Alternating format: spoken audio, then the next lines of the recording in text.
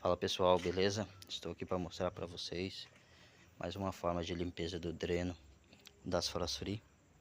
Aqui eu precisei usar um cabo de força e aí cortei a ponta dele, coloquei ali pela ponta do dreno da parte de trás ali da geladeira e fui empurrando ele até onde estava o entupimento, e ali fiquei cutucando. Depois joguei um copo d'água, e aí se desceu toda a sujeira. Depois vai jogando água que ele dá certo.